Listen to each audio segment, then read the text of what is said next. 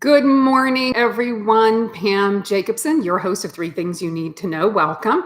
For those of you who tuned in last week, you know that I was out of town for this past week visiting my grandbaby in Connecticut. I had a fabulous time. And for those of you who are just joining for the first time and have not ever seen this show, it's been going on for about a year.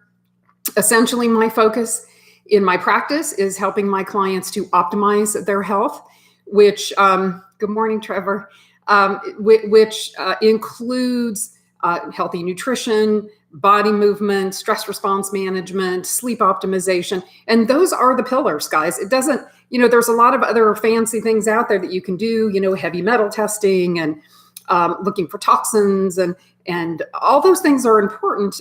But first and foremost, you need to focus on the foundation. So that's really what this program is focused on. And of course, if there are things you want to know more about, please reach out. I put my contact information in the chat area. You can ask any questions that you like. And if there's a particular topic you want to know more about. Otherwise, what we're talking about since the beginning of 2021 is how the heck are we going to have the best health ever this year, right? This is our Reset, Rebuild, Rejuvenate series. And I've been talking about things that you can do just yourself every day in your home and work environment to optimize your health. And today I'm going to talk about, well, how do we maintain or continue to optimize as best we can when we're traveling, right? Because this is the thing that was kind of most at the forefront for me this past week and certainly challenging. And so I wanted to share with you what my experiences were and what I was able to do and then, not do during this past week when it comes to nutrition particularly. What I will say is, like anything else when it comes to health optimization, you have to at least plan ahead somewhat, right? You have to anticipate that you're going to have some challenges, that you're not going to be home in your own environment with your own things and your own schedule. You're going to be at the mercy of the airlines, the hotel, perhaps your family, or the location in which they live. And so it's important to pre-plan a little bit. So I knew for some period of time I was going to go on this trip. It's not like it was all of a sudden.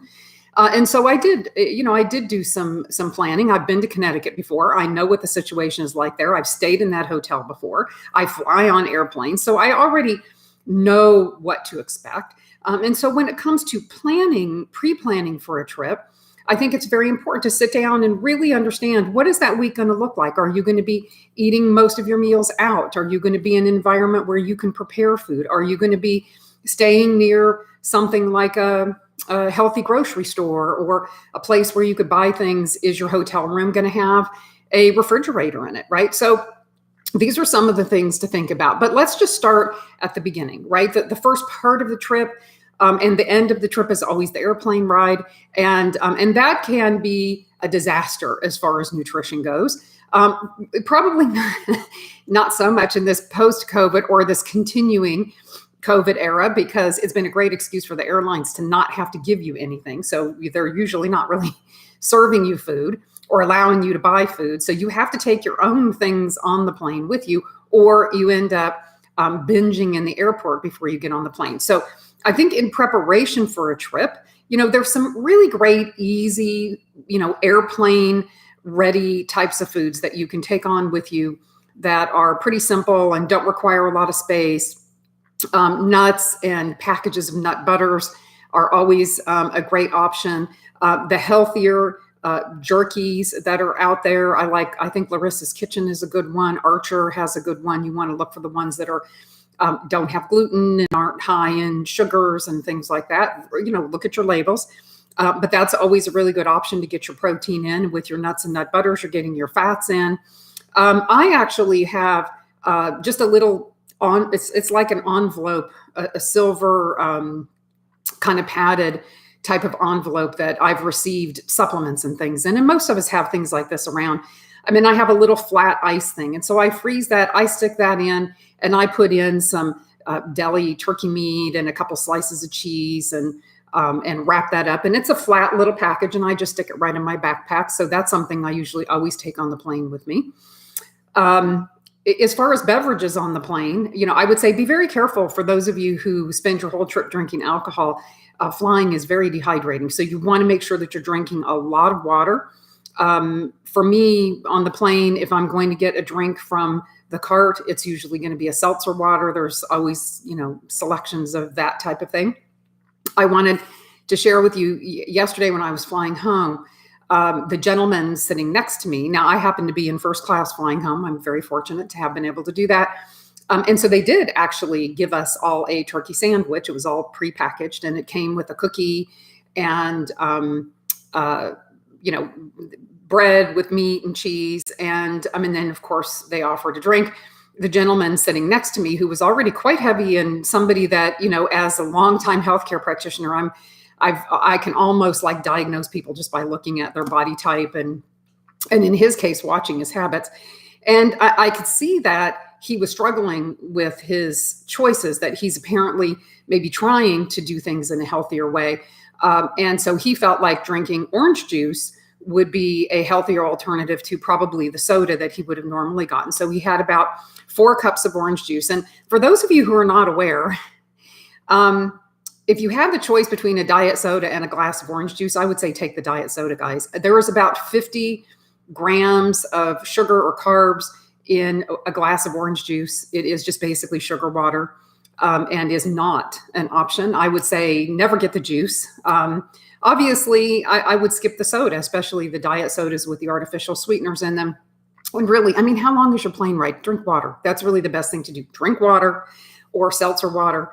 When it came to the lunch, the sandwich, for me, I don't eat gluten. So I just took the bread off, rolled up the cheese and the turkey with the lettuce around it, and had my own little bit of lettuce wrap. But the gentleman next to me who'd had the 4 cups of orange juice ate his cookie first, and then ate not only his sandwich, but his son's sandwich, and then asked for a fruit and cheese box, which was the other choice. So, you have choices. You can do what he did. And within about an hour, he was snoring, and he didn't look like he felt so good when we landed. So airplane, eating when you're flying is challenging on the digestive system anyway. So keep it light, drink water, and plan ahead. Take some snacks on the plane with you to kind of carry you through to your destination. So then let's talk about what happens at the destination. Usually it's a hotel. I got in at 10 o'clock in the evening on my first night in Connecticut. So it was late. So I couldn't go to the grocery store. I did pre-plan at the hotel I was staying at that there would be a refrigerator in my room. You can usually request that at most hotels, especially if they usually will have that available. If there's not one in the room already that you can use, they'll usually deliver one. Sometimes they charge a fee for that. But for me, it's worth it to be able to keep things in my room for snacks or perhaps even, a meal or maybe even a breakfast, fruits and cheeses and deli meats and things that can sort of fill in the blanks for me. So I had planned ahead for that. But I got in late. So the next morning I went to a local grocery store and I stocked up on the things I needed to keep in my room. And that carried me through the week. I had some fruits and some veggies I could snack on and some hummus. And so, again, a lot of this is preparation ahead. I knew what hotel I was going to stay in. I knew where the grocery store was. Now, when you go on a trip, you can look all this stuff up online, right? You can see what's the closest grocery store within X miles of where I'm staying. You can call the concierge at your higher end hotels and they can instruct you. I was staying at a Hampton Inn because that's really all there is where I was going. So not much concierge service there. But regardless, even at that level of a hotel, I was able to, I chose a larger room so that I could do exercise in my room and had a space to put my yoga mat down, and chose a room that had a refrigerator in it. So think about that, right? When you're making your reservation, think about yourself. Think about, I'm going to be on this trip. I don't know about you guys, but when I go on a trip or a vacation, I don't want to come home needing a vacation from my vacation. So if you go and you just pay no attention to those things and you just fly by the seat of your pants, oftentimes you come home not feeling great because you didn't do anything to help yourself. It doesn't mean that you can't go and have a good time. I'm not saying, that you have to eat pristinely or never have alcohol or never have fun, but there are some small things that you can do to kind of mitigate the damage that you're going to create from the fun that you're having. Like, drink plenty of water, still get in your good fruits and veggies. And, if I'm snacking at all during the day, I make my snacks healthy, because where the challenge comes in a place where, like I just was the main meals. So let's talk about that situation. So my son and his wife are moving to California, and that's part of the reason that I went out. So their house is a little bit topsy-turvy at the moment, because everything's being packed away to get ready to move. We've got a 2.5-year-old who, needs constant attention. And so we didn't cook. I think we made one meal at home the entire time that I was there. And the rest of the time, we were relying on basically food delivery or takeout, right? The restaurants are still very much not fully back in service in that part of Connecticut. And so we really had to rely on what was available to us from a takeout perspective. So I want to talk about that a little bit, because again, you have to plan ahead even for something like that.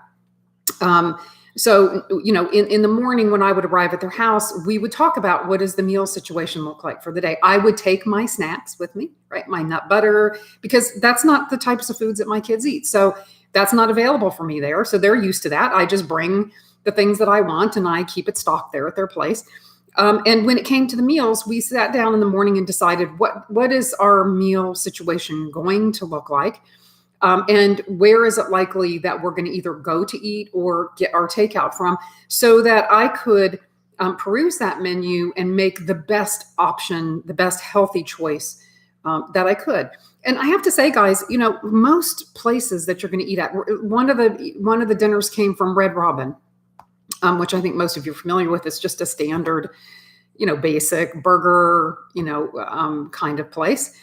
But they have salads and, and sandwiches and things that they even offer gluten-free options. But it wasn't difficult for me to choose something from the takeout menu that would be a healthy option. And sometimes I order the meal and I just re-engineer it a little bit, take things off that, like if there's croutons on a salad, I'm not going to eat them. If it came with ranch dressing, I'm going to, substitute that, or I'm going to use something different maybe at the house. So it's always looking for those healthiest options. So what I want to remind you of, and I've talked about this on many of the programs, is when it comes to nutrition, there's a template. If you can just remember the template for your meal, it makes it fairly easy then when you're looking at a to-go menu or a takeout menu. You want to have a couple handfuls of veggies. So that's easy on a takeout menu. That's usually going to be some kind of salad. If they offer sides of vegetables, then that's fine. But usually some kind of salad gets you your veggies. You want a palm full of protein. Again, usually not that hard, right? You can get chicken, you can get a burger, you can get a steak, you can get, whatever your protein of choice is. And then you want some good fats, right? Some avocado, maybe nuts on the salad. The meal itself will probably be cooked in whatever fats the restaurant uses, which are usually not great ones. And then anything else, for me, I'm a big sweet potato fry type of person. I like potato and that type of starch, but I'm very careful to limit that. That's your 6 bites. Remember, so it's 2 handfuls of veggies, 1 palm full of protein, 6 bites of anything else, whether that's the rice or the potato, or all you ate was protein and veggies, and you want a little tiny bit of a sweet dessert afterwards. It's 6 bites, right? That's your limitation. And then good fats throughout the meal. You will find that most takeout menus you're not going to struggle to find something that will get you pretty close to that, right? I think the challenge for most of us when we're eating out all the time is to not make the bad choices, right? So, that sounds really good. The description makes it sound so yummy, and you haven't eaten something like that in so long because you restrict yourself. You have a choice. You have a choice. Maybe 1 or 2 meals out of your trip, you go all out and you do that. And maybe the rest of the time you make the healthiest decisions that you can. But here's what I would say. First and foremost, plan ahead. You're going to be traveling.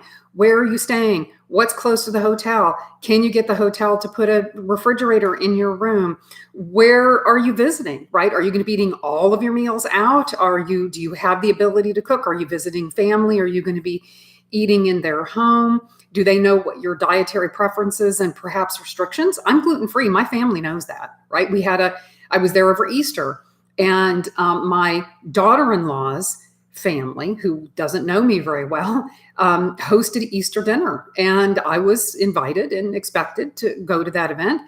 And she told them, listen, Pam is gluten-free, so if you could make sure that you at least have some veggies and some things that she could eat. And, that wasn't a hard ask, because that's usually something that's already going to be available on an Easter dinner table. So it was fine. I had salad, and I had roasted veggies, and I had access to protein. So it was, but again, it was thinking ahead and making sure that my family is informed ahead so that they can, work on my behalf, knowing that I'm visiting, and not from a big, oh, she's so needy and so high maintenance. It's just from this is an important aspect of, just like when my kids come to visit me, I know that they like certain things. And so I make sure that I stock up at home so that we have those things when they come, right? Most of the time, your family's happy that you're there visiting, and they want you to be comfortable. So don't be afraid to make that known ahead of time. So again, it's all in the planning and the preparation. If you go on vacation and you just throw that to the wind and take the day as it comes, it might feel fun in the moment, but I wouldn't be surprised if you don't come home feeling like you really need a vacation from your vacation, and now you've got 5 or 6 pounds on you and a lot of inflammation that's going to take weeks to undo the damage. So it is possible to have healthy nutrition when you're traveling and still have fun, and really enjoy your vacation from the standpoint of what the purpose of it is, right? For me, it was to be with family, to support family, to enjoy my grandson. It wasn't about eating and drinking. And I think that's an issue for a lot of us, is that we see vacations as an opportunity to just binge and let down our hair and have no responsibility for self-care. And I feel like it's important, especially for those of you who are watching this program, if you're the least bit interested in health optimization, that's a 365-day-a-year job, right? You're not ever off from that job. Health optimization is something you always have to be thinking about. Now, do you have to do it perfectly? Is there a way to even do it perfectly? No. But it has to be a mindset, right? When I go into an airport, if I am going to need to eat a meal in an airport, I am already thinking ahead of time, what are my choices there? What am I possibly going to have? And maybe all I have available to me at the airport in Connecticut is like a Dunkin' Donuts, right? So I can get some coffee. But they did have a scrambled egg plate. So I could get scrambled egg, hold everything else, hold the hash browns, hold the toast, and just have my eggs, right? So there is always a way to make a better choice if you plan ahead. So I hope you found this helpful. Again, if there are any topics or subjects that you want to know about, particularly when it comes to health optimization, I'm happy to address that on this program. If you want to reach out to me privately, you've got my contact information. There's no charge to, reach out to me privately and ask questions. And of course, if you're someone who wants to become a client of mine, I've helped to usher literally at this point now, 25 years, thousands of people along their journey to optimizing their health. And I would be happy to help you with that. So until next week, 9 a.m. every Wednesday morning, I'm here. I hope you all have a great week. Take care.